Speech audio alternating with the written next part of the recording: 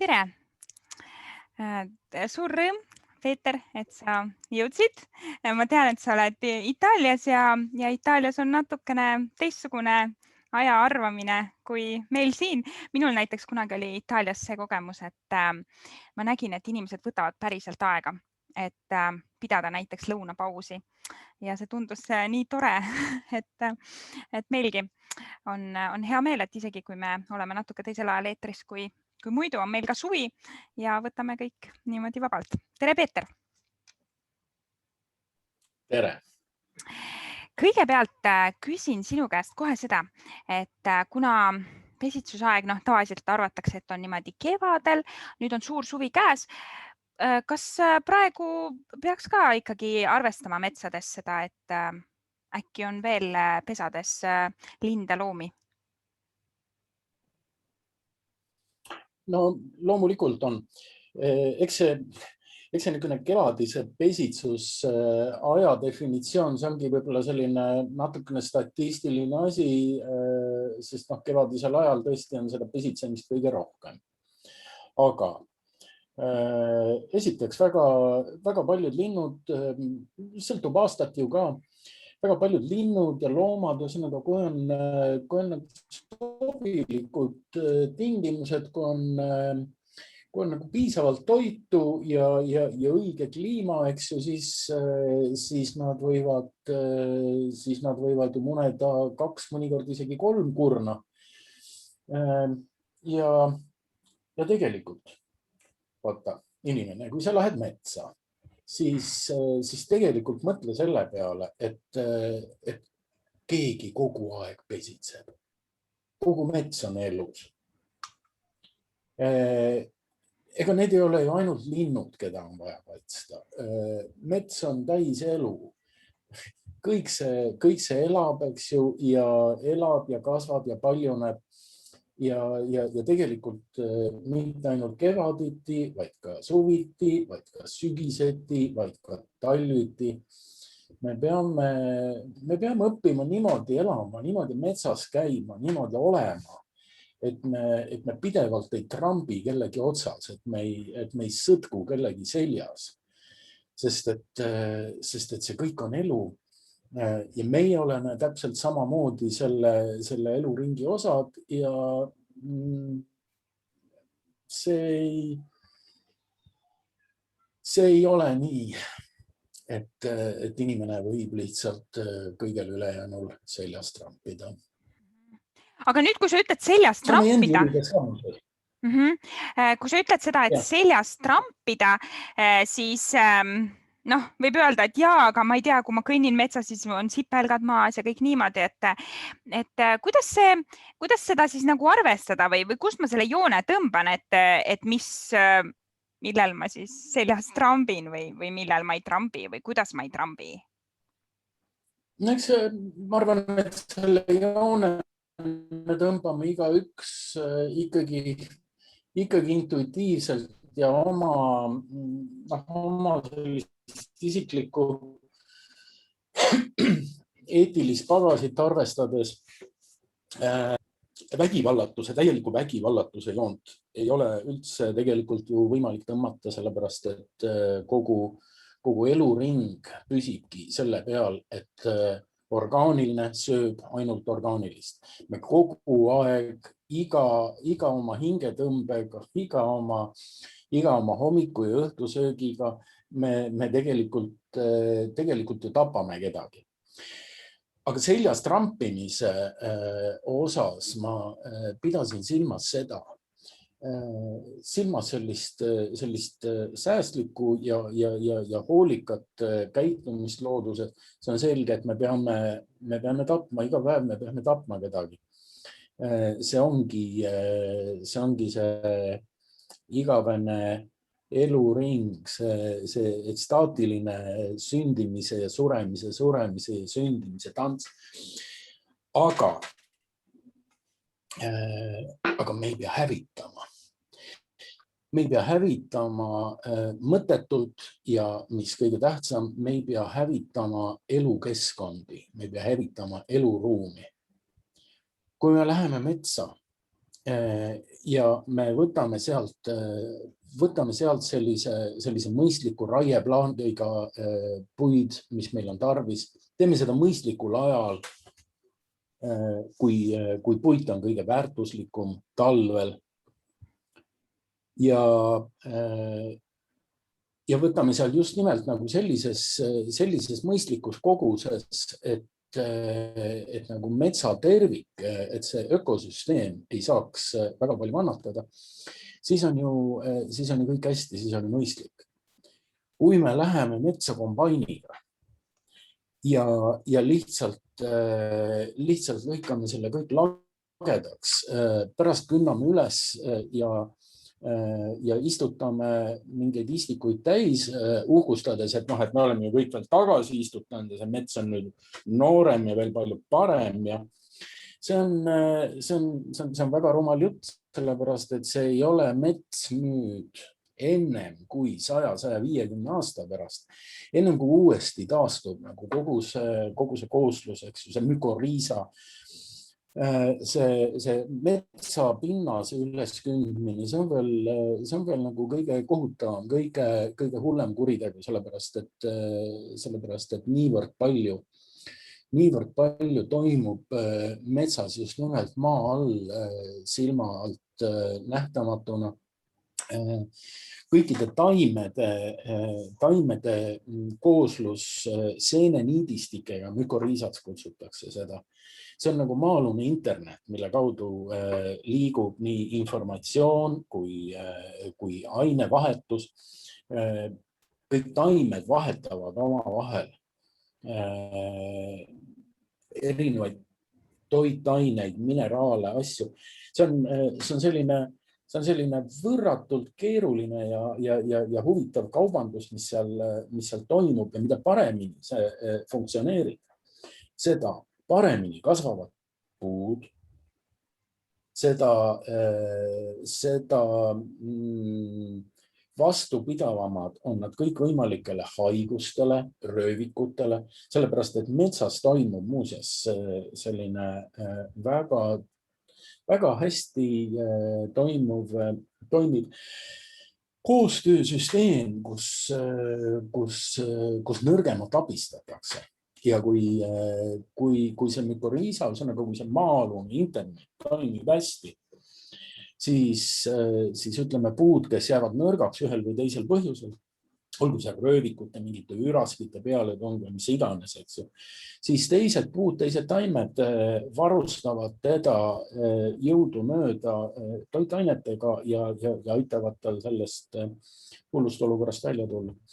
Aga nüüd, kui me nagu lihtsalt selle kõik lagedaks raiume, üles künname, pahempidi pöörame, siis me oleme hävitanud terve tsivilisatsiooni. Ja seda ma kutsun seljast rampimiseks, seda ma kutsun rüüstamiseks. See on lubamatu. Natuke võib-olla teise nurga alt, et kuidas sa seda kõike tead? Kuidas ma seda tean? Ma olen hästi palju lugenud. Et tegelikult, vaata, ma olen õppinud küll 4 kõrgkoolis, aga ma ei ole lõpetanud nendest ühtegi. Ma olen tegelikult ennast harinud põhiliselt raamatukogudes ja vastav eriala spetsialistidega vesteldes, akadeemikutega. Ma olen niimoodi oma teadmised kokku kogunud ja bioloogia, see on asi, mis mind on huvitanud juba lapsest saadik. Siis, kui ma 96. aastal Kütiorgu metsa elama kolisin, siis see muutus nagu mu lihtsalt nagu elu kõige olemuslikumaks osaks. Et ma mitte ainult ei lugenud selle kohta, vaid ma hulkusin iga päev metsas ja kogesin neid asju isiklikult. mida ma olin teada saanud ja kogesin ka selliseid asju, mida ma veel ei olnud teada saanud ja millele ma alles hakkasin otsima seletusi ja põhjendusi. Ja kuna bioloogia on üldse nüüd meie sajandil, 21. sajandil, viimasel 20 aastal on teinud nagu niivõrd pööraseid, niivõrd ootamatuid avastusi. Ta on IT-valdkonna kõrval üks kõige kiiremini arenevaid ja muutuvaid teadusharusid. Seda suurem huvi on mul olnud selle bioloogia vastu, mis on muutunud täiesti hasartseks viimase 10-20 aasta jooksul. Ja sel põhjusel ma olen ka kokku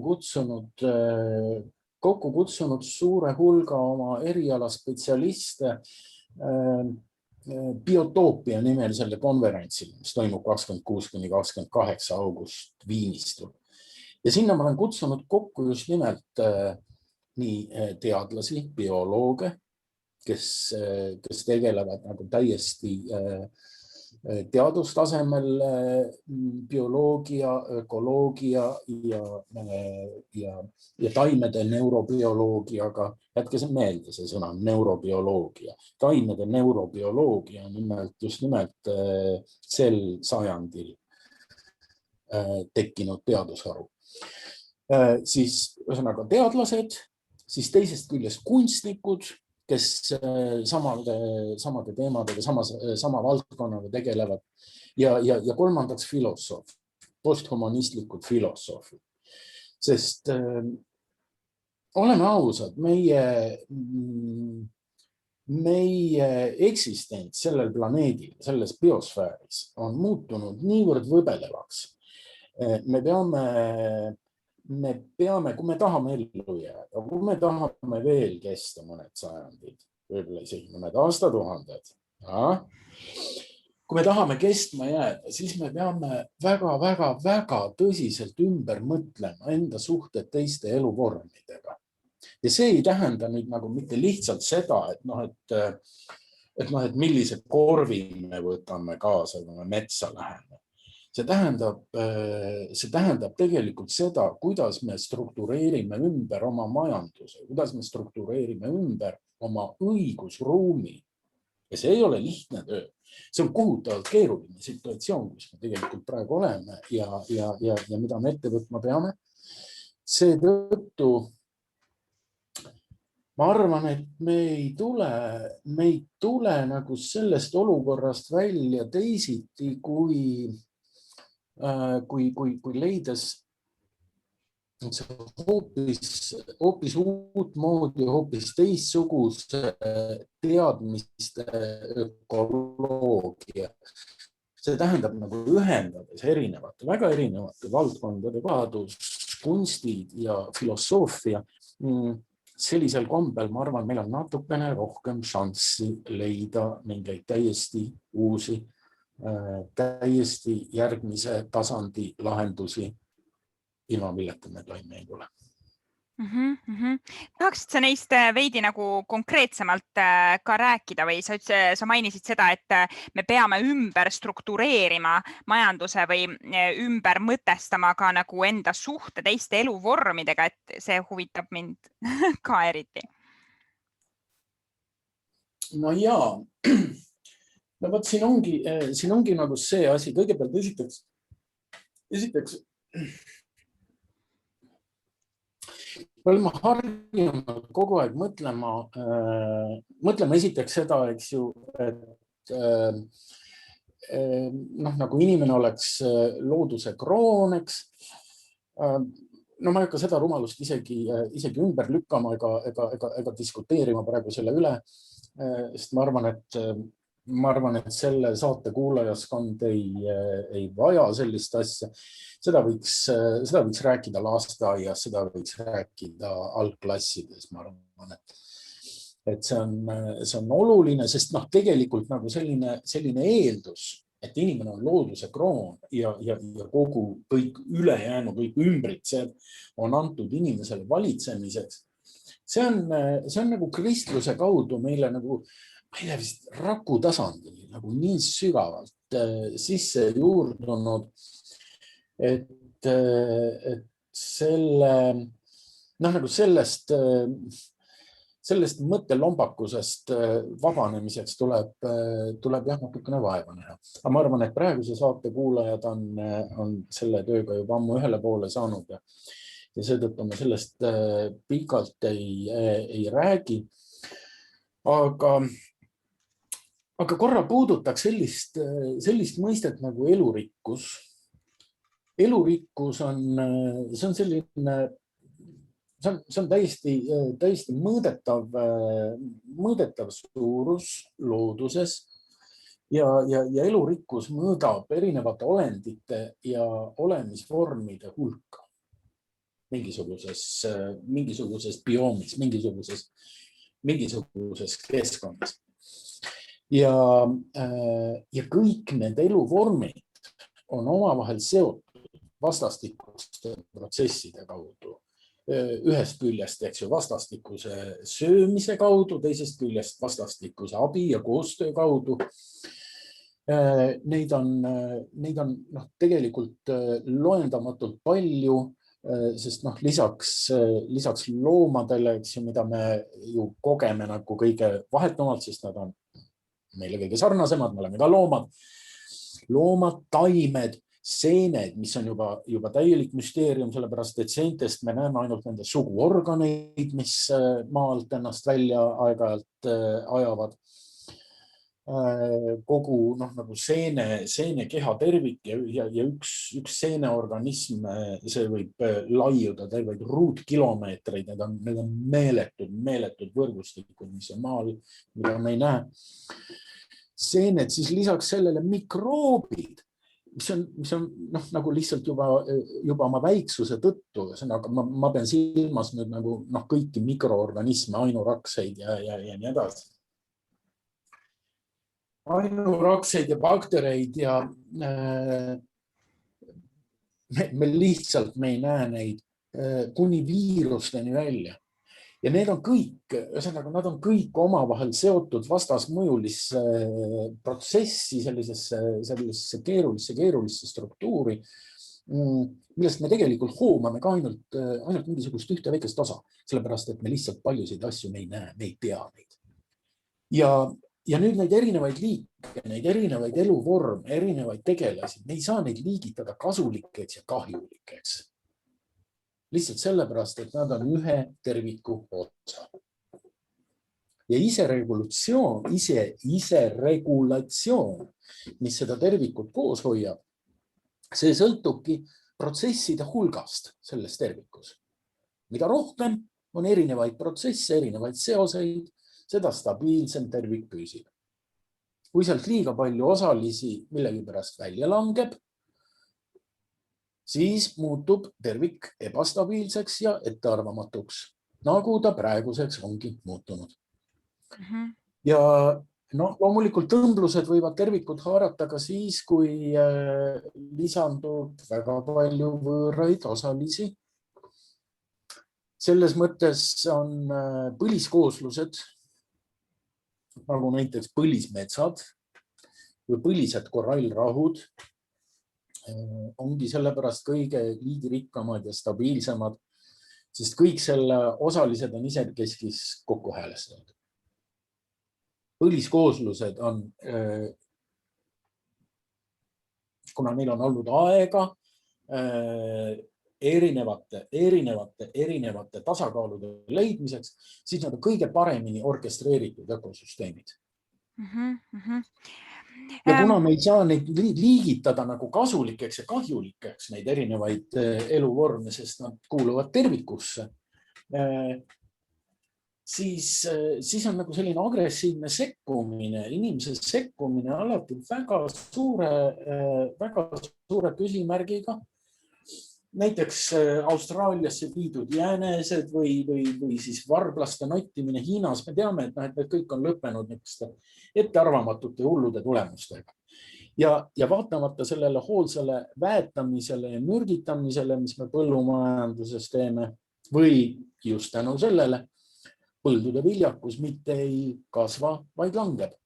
Põllumajanduses on vaja aina tugevamat lisasüsti, ilma selleta me ei tule enam toime. On tekkinud suletud ring nagu narkomaanil. Põhimõtteliselt me viljeleme sõltuvushäirelist maaviljelust. Metsandusega on täpselt sama lugu. Ja sellest väljumiseks on vaja uut ja kaasaegset narratiivi, täiesti teistsugust vaadet elule. Ja ma küsiks nüüd teise nurga alt tagasi tulles alguse juurde, et sa kirjeldasid seda, mismoodi nagu jälgida või mismoodi mitte võtta liiga palju ja kogu seda oma vaadet sellele, mismoodi nii-öelda mitte peal trampida ja kogu seda bioloogia mõistmist ja nii, et kuidas see või kas oled mõelnud selle peale, et kuidas see niimoodi on läinud, et kui meil on olemas kogu see teadus ja nii palju teadmist, kuidas seda teadmist ei kasutata nendes sektorites, kes siis tegutsevad sel alal, no näiteks räägime metsandusest, et kuidas see on jõudnud sinnani, et ei kasutata kõige paremat teadmist, mis on tervikuna inimkonnale ja üldse kogu looduskeskkonnale parem.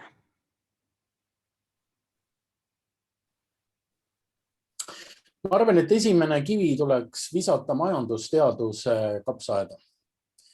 Sest miks me nagu seda oma teadmist ei saa juurutada praktikas, oma majanduslikus tegelikkuses? See tuleb suuresti sellest, et need baasväärtused ei ole bilansiliselt arveldatavad. Baasväärtused. Mis on need baasväärtused? Need on õhk, vesi ja seesama elurikkus, millest ma juba rääkisin. Need on meie baasressurssideks.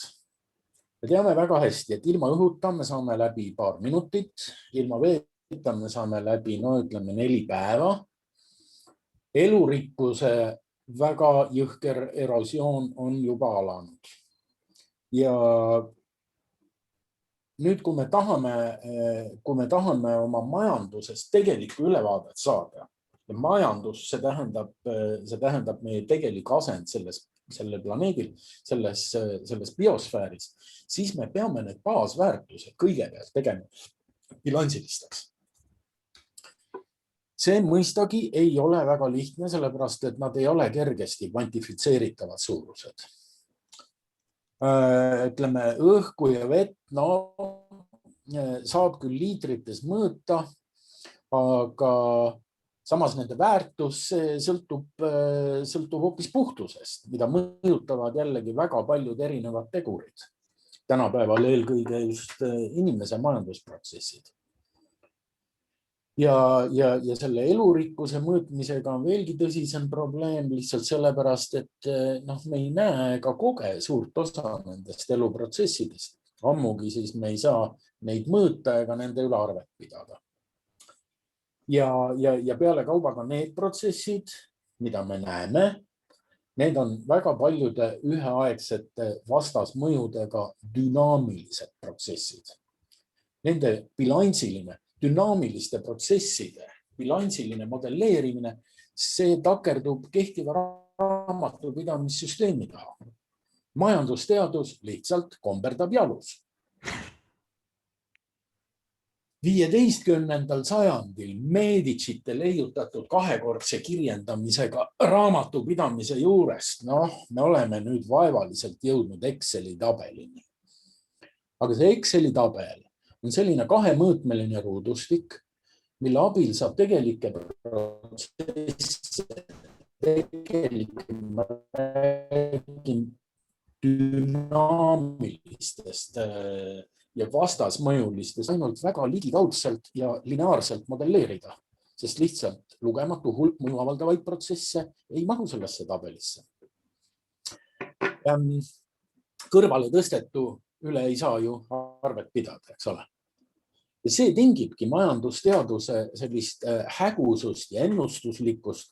Me ei oska ju mitte kunagi. Kas on mõnda majanduskriisi majandusteadlased ette ennustanud?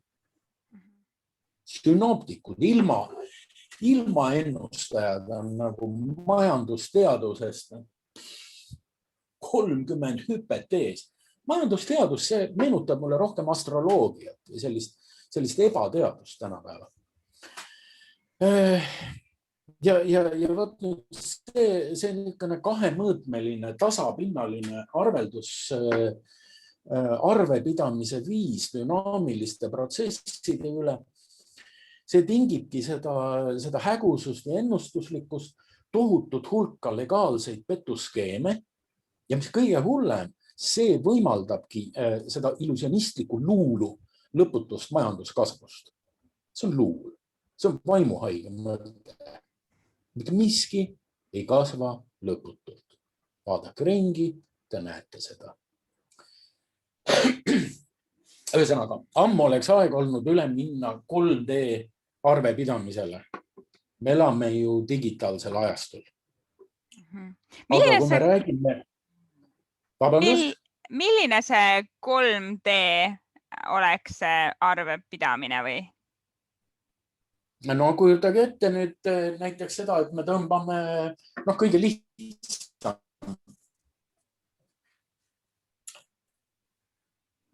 lihtsam võrdkuju, mis ma oskan pakkuda, on see, et tõmbame selle Exceli tabeli tasapinnalt, tõmbame ta ruumi ettekujutel ja ma olengi majanduses täielik võhik ja naivist. Aga ma olen sel teemal rääkinud mõnede asjatundjatega ja enne mõnedki asjatundjad leiavad, et selles mõttekäigus on jumet. Aga nüüd, kui me räägime eluprotsesside bilansilisest kirjeldamisest või mitte kirjeldamisest, vaid kirjendamisest, siis jääb ilmselt ka see ruumiline arvepidamine kitsaks.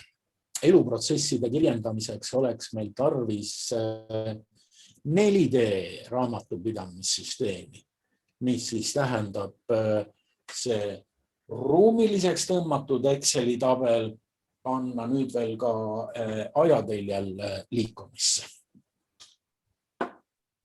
Ja sellist uut ja kaasaegset arvepidamise viisi, mis laseks meil need baasressursid, õhk, vesi, elurikkus, nagu need bilansiliseks muuta, need arvestuslikuks teguriks, sellepärast, et need on tegelikult meil igatsuguse majanduse alus. Kui meil enam ei ole hapnikku õhus piisavalt, siis meil ei ole ka enam mitte mingisugust majandust.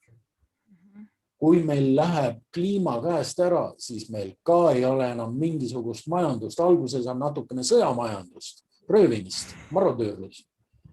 See saab ka kohe otsa.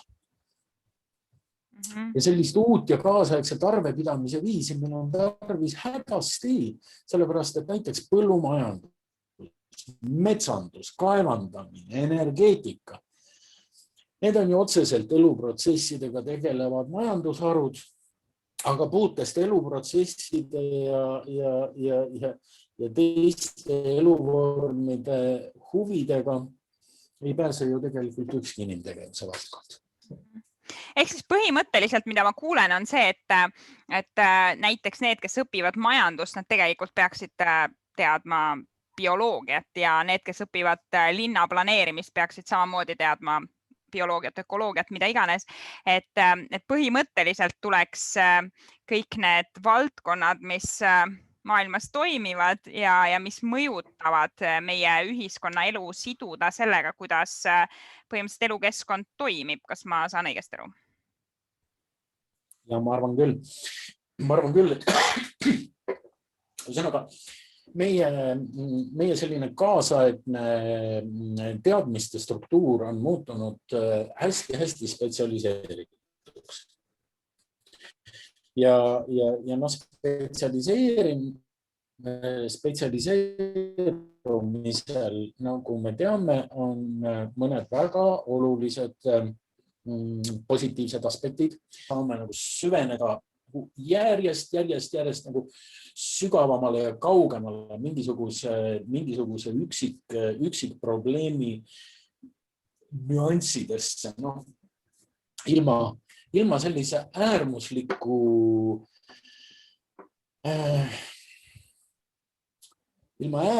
spetsialiseerumiseta ei oleks näiteks geneetika, geenide segmenteerimine üldse mõeldav ju.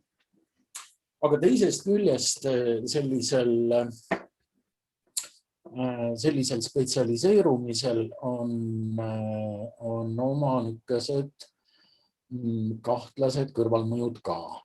Nimelt, mida rohkem süüvime mingisuguse ühe väga kitsa probleemi spetsiifilistesse üksikasjadesse, seda hägusamaks muutub meie jaoks tervikpilt.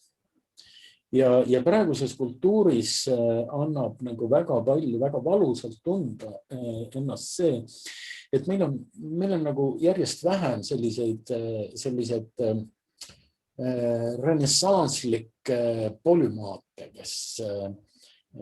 kes nagu tunneksid ennast kodus väga paljudes valdkondades.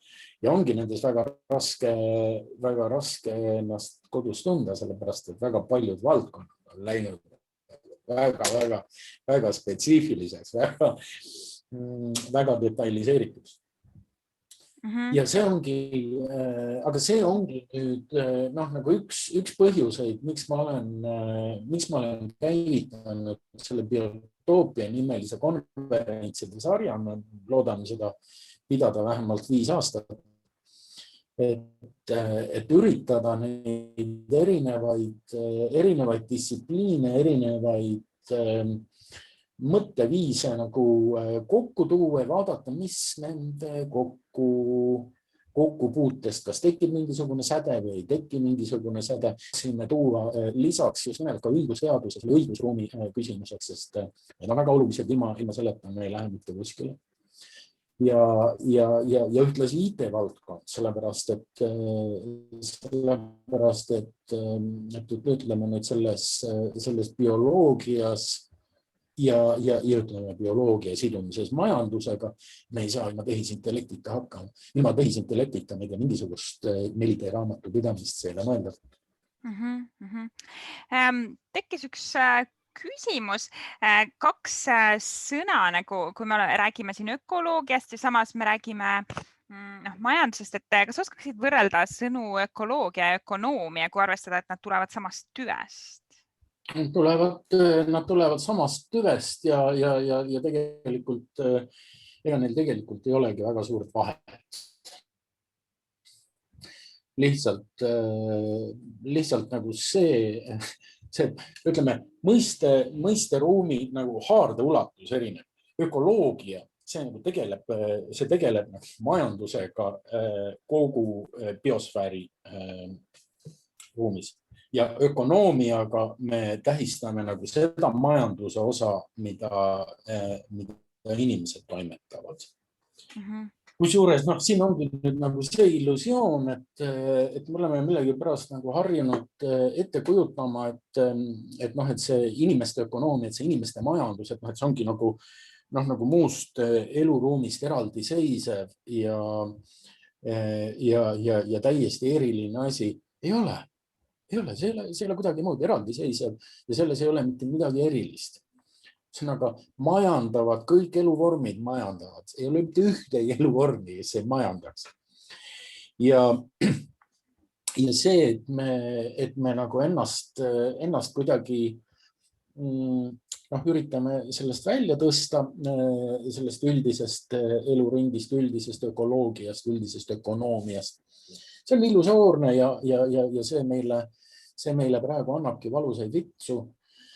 Aga jah, maksab mõelda selle üle, et ökoloogia ja ökonoomia, need on lihtsalt nüüd, nagu ütleme selle mõõtkava, nad oma mõõtkavas erinevad. Aga oma sisult ma ei näe mingit erinevust. Sellega seoses tekkis mul selline, ma ei tea, võib-olla seos just, et ma olen hiljuti mõelnud selle peale palju, et kuidas on nii, et kui meil Eestis riigi tasandil erinevad ministeeriumid seisavad justkui erinevate valdkondade eest või nad peaksid seisma, et kuidas on juhtunud niimoodi, et meil on Keskkonnaministeerium, kes ei seisa otseselt keskkonna eest, vaid hoopis kuidagi mingi nurga alt nagu erinevate tööstuste ja inimeste töökohtade, et kuidas nagu sellist olukorda nagu vaadelda, et kuidas nagu saavutada olukord, kus ikkagi on riigis inimesed, kes päriselt seisavad keskkonna eest niimoodi, et nad saavad sellest aru, et nad seda teevad ja et ülejäänud inimesed saaksid ka aru, et seda on vaja teha ja ei hakkaks rääkima, et aga mis saab töökohtadest, sellepärast et keegi ju peab tegelikult ka nagu keskkonna või selle elukeskkonna häält nagu välja tooma. Ja, aga see ei ole küsimus enam minule. Mina arvan, et selle asjaga peaks kapo tegelema. See on konkreetselt praegu, ühesõnaga see, mis toimub nagu meie keskkonnaga, see on konkreetselt ja vahetult meie riiklikku julgeolekut ohustav tegevus. See on väga ohtlik protsess. Ja seal on, ühesõnaga, metsandus ei ole mitte ainult üks sellest, et siin on, meil on väga palju erinevaid ohtlikke protsesse, mis meie keskkonnaga toimuvad ja see, et Keskkonnaministeerium on muutunud, ma ei tea, majandusministeeriumi või ma ei tea, kelle pikenduseks, see on ohtlik. See on kohutavalt ohtlik, sellega peaks tegelema kapo. See on riikliku julgeolekut ohustav. Aitäh, väga konkreetne vastus. Loodame, et see sinna siis läheb. Ma küsin vahepeale siin, et kas on mingisugune suund, kuhu sa ise tahaksid praegu oma jutuga minna, sellepärast, et varsti hakkab saate otsa saama ja siis ma nagu küsin selle praegu vahele ära sinult. Ja. Ei tea, meil on see jutt siiamaani kuidagi nii sujuvalt ja taoistlikult kulgenud, veerenud sellistes suundades, et mina ei müügiks teda spetsiaalselt kuskile poole, et las aga kulgeb edasi. Selge. Ma siis läheksin natuke sinna suunda, et sa mainisid seda, et tuleks muuta seda nagu suhtumist või majandust ja seda mõtteviisi, et kui me nüüd tuleme siia pesitsusrahusse kuidagi nagu konkreetsemalt tagasi, et vastuväiteid on ju tohutu palju, mis kõlavad tegelikult nagu väga loogiliselt, mina ise, kes ma olen teemas suhteliselt palju sees, kui ma loen neid vastuväiteid, mis põhjendavad ära, kuidas pesitsusrahu tegelikult ei peaks pidama, isegi ma ei tea, nagu uinutavadki ära või et kuidas nagu see majandus või mõtteviis või üldse, kuidas see siis olema peaks, et selliseid vastuväiteid nagu ei tekiks või milline see maailm peaks olema, et meil ei tekiks tunnet, et on põhjendatud. Ahah. Nii. Raamat Teisiti mõtleja, märkmed. Ma just lugesin läbi sellega. Täpselt. Pentti Lingola, Helsingi ülikooli rektori poeg, tippintellektuaal, kes vist juba kuskil 60-ndatel, hiljemalt 70-ndatel kolis metsa ja hakkas keskkonna kaitsmisega tegelema väga radikaalselt. Nüüd on tema see kogumik ilmunud lõpuks ometi ka eesti keeles. Ja siin on nüüd nagu väga tore on lugeda sellest raamatust nende ühesõnaga selle metsatööstusliku sektori vastuväiteid ja kõnepunkte, mida siin on, pillutakse nagu herneid juba 10 aastat, eks ju, looduse inimeste suunas, eks ju, alates sellest, et need on mingid eluvõõrad linnainimesed, kes ei tea nagu üldse, mis toimub ja nii edasi, eks ju, kuni selleni, et mets, kui teda nagu maha ei võta, siis ta vananeb ja sureb ära, kukub ümber ja mis hullud asjad kõik juhtuvad. Ühesõnaga, neid jutupunkte ei ole metsatööstusel lobistid isegi mitte välja mõelnud. Nad on selle maha kirjutanud Soome metsatööstuse lobistide pealt. Ja siit raamatust on nagu väga täpselt on ja vaadatakse seda, kuidas Pentti Lingola kõik need punktid juba 90-ndatel põhja laskis, ümber põhjendis. Need on kõik on nagu, kõik need vastuväited on paraku sellise vildaka rakursi või õieti niisuguse trikiga rakursi rakendused. Aga selle vastu on ka ausalt öeldes minu meelest kõige mõistlikum minna nagu samasuguste trikkidega vastu. Ja küll, et kui nüüd meil selle linnurahu pidamine hävitaks töökohti, siis ma ütleks vastu, et teate, et Hitleri Saksamaal koonduslaagrite kinnipanemine ka oleks hävitanud väga palju töökohti. Nii. Jah. Ja, niimoodi vist tehakse palju, et tuuakse erinevaid, kuidas öelda, põhjendusi, mis kõlavad nagu õigesti ja need tihtipeale uinutavad ära inimesed ja hirm töökohtade kaotuse pärast see paraku on nagu hästi suur.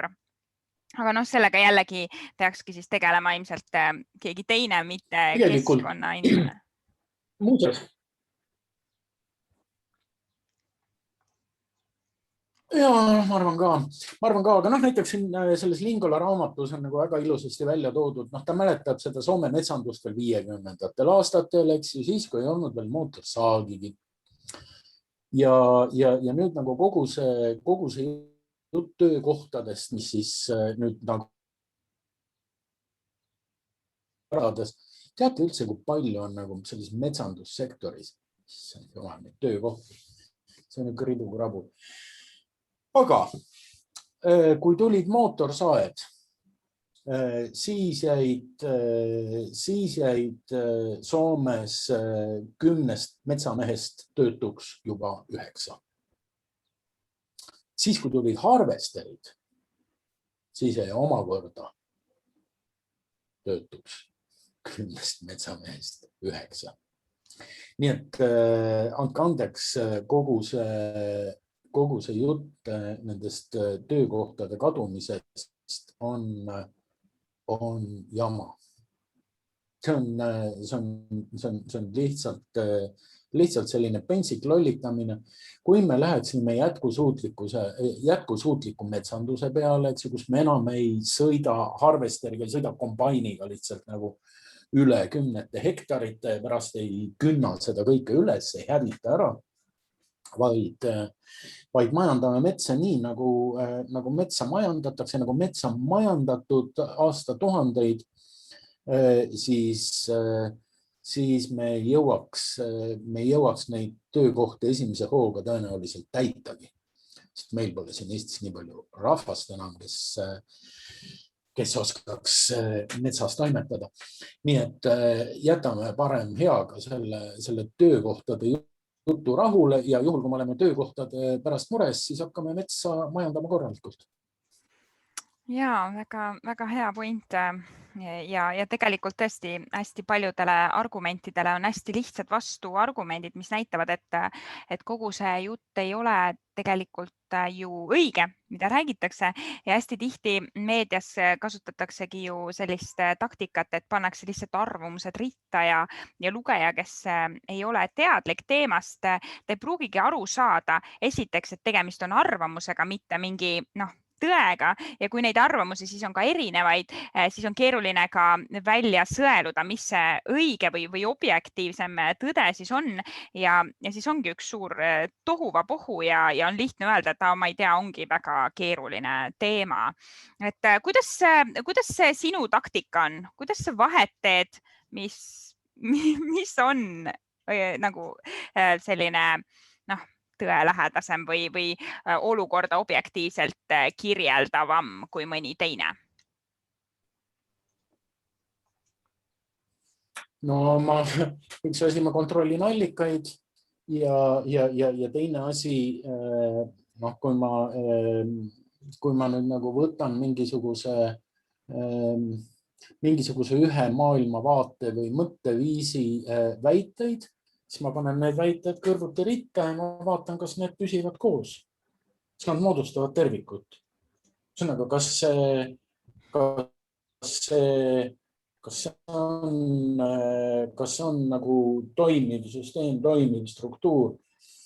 Et see ei ole ju tegelikult üldse midagi fantastilist, midagi võimatut, isegi mitte midagi eriti keerulist.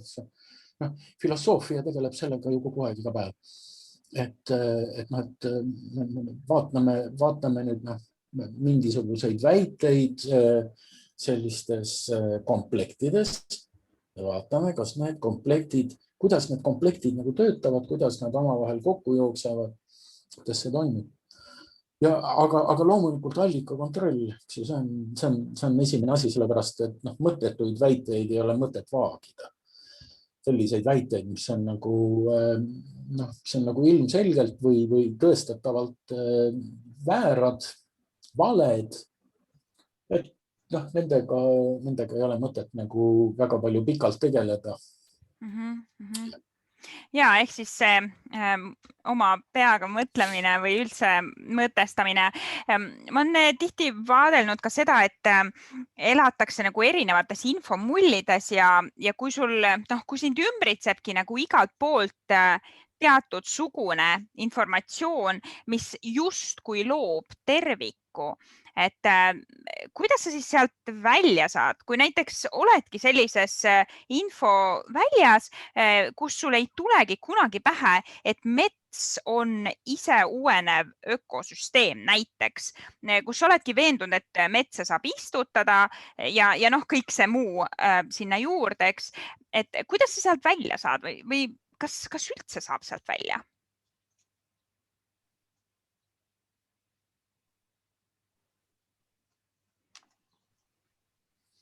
No meil nüüd vahepeal vist läks internet üsna halvaks ja kasinaks, ega siin Itaalias ei ole selle veebiga kõige paremad lood. Aga see on ju, eks ta on ju paratamatu, et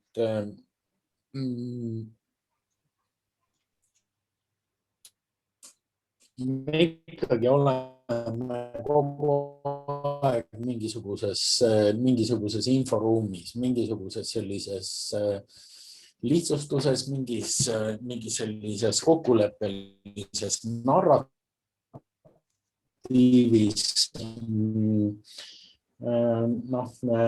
Nagu tõe suunas me saame ju kogu aeg nagu liikuda, eks ju, aga tõdene asi on selline minu meelest, mis nagu liigub ka kogu aeg mingites teistes suundades, kui meie tema suunas liigume. Ja ega me ei saa nagu vältida seda, et me oleme mingisugustes inforuumides, aga inforuume esiteks on võimalik valida ja teiseks on võimalik ka muuta. Need on muutuvad, need on dünaamilised protsessid ja ja sellepärast inimesed teevadki väga paljusid selliseid erinevaid asju, kirjutavad raamatuid, teevad pilte, kirjutavad muusikat, teevad teadust, nii edasi. Et seda meile antud inforuumi muuta ja teha teda kuidagimoodi selliseks ilusamaks, täiuslikumaks, väärtuslikumaks. See on ka põhjus, miks ma selle biotoopia protsessi olen käivitanud. See on väga... Kõike saab muuta. See on väga-väga selline nagu hea mõte või kuidagi, kuidas öelda, nagu julgustav. Ma ise küll, ma olen väga seda meelt, et me kõik suudame muuta ja meil on kõigil võimalus igal päeval otsustada ja valida, mis suunas me nii-öelda maailma liigutame, eks. Väga palju protsesse on ju ka meist väljapool, aga siiski tõesti see konverents või inimesed, kes teevad nagu selliseid asju, mis mõjutavad hästi paljude inimeste võib-olla mõtteviisi või seda info liigutamist, et see on hästi-hästi tänuväärne. Ma küsiks sult mingi lõpumõtte siia ikkagi, et mida sa tahaksid ma ei tea, mida sa tahaksid öelda või kuulajatele kaasa anda või siis, mis sinu meelest võiks, ma ei tea, kiiremas korras ära muutuda? Ma arvan, et me võiksime nagu sügavamalt, põhjalikumalt mõelda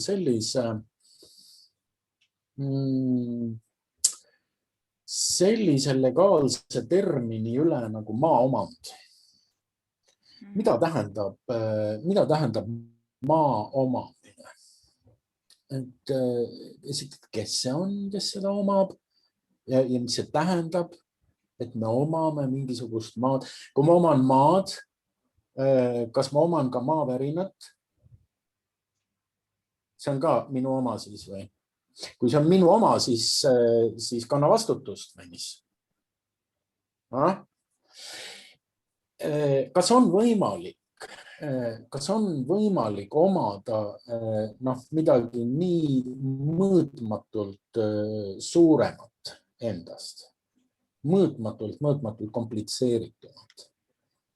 Vaata, praegu ma olen leidnud mingisugune 6-7 veebisaiti,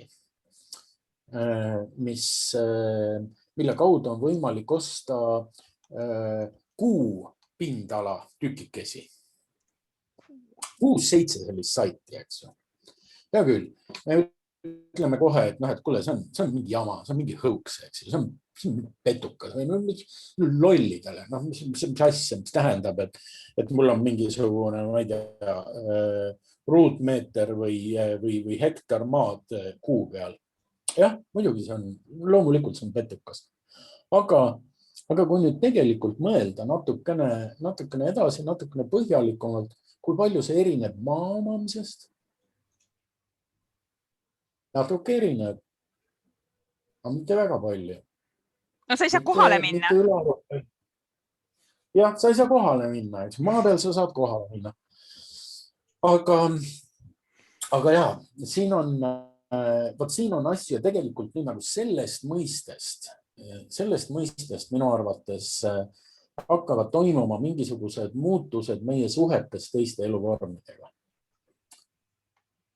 Et see on üks asi, mille me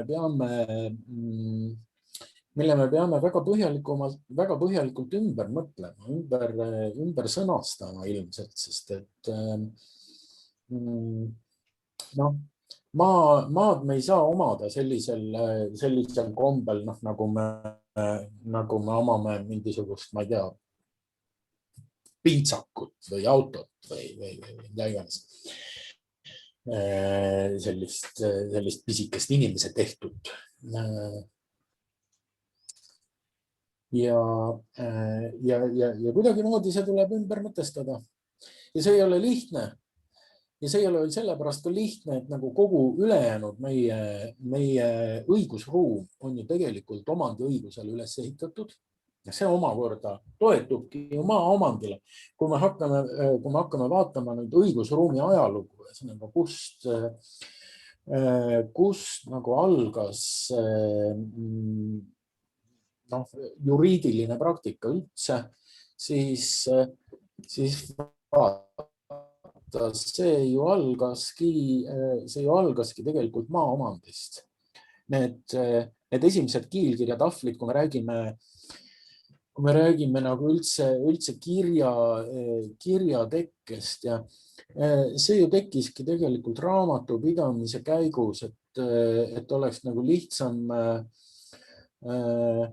lihtsam nagu kokku arvata maavaldusi ja kitsesid, mis kellelegi kuuluvad. Kellel on 60 kitse, kellel on 600 kitse. Ühesõnaga, et see on nagu selline baasmõiste, see maaomand nagu kogu meie õigusruumis. Et tegelikult, kui me tahame nüüd midagi kardinaalselt muuta oma suhetes, oma hoiakutes biosfääriga, siis minu meelest me peaksime sealt alustama. Aga sellel ei ole lihtsat vastust, et kuidas me peaksime seda muutma. Sellel on palju keerulisi vastuseid ja selle üle, ma arvan, me saame arutleda terve eeloleva sajandi. Väga ilus mõte. Ma küsin sult nüüd küsimuse veel seoses sellega, et sa oled kunstnik, et kas sa tooksid esile mõne oma kunstitöö või näituse, mis on just nagu sõnumiga seoses või see sõnumiga seoses, sest ma kujutan ette, et sa nagu väga seostad oma kunsti ka kogu selle maailmaga meie ümber.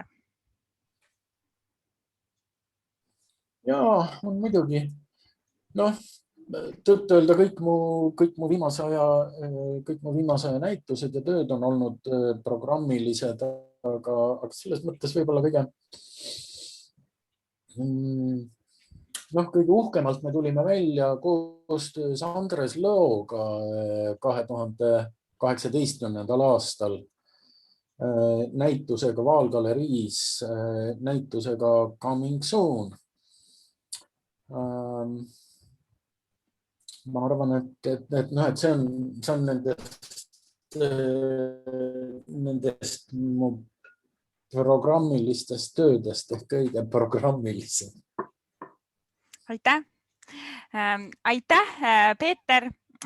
Oli tõesti väga huvitav vestlus. Aitäh kõigile kuulajatele, vaatajatele ja tore, et sa leidsid aega Itaaliast ja see internet on nagu aeg on nagu on, et naudime suve ja hoiame elu enda ümber.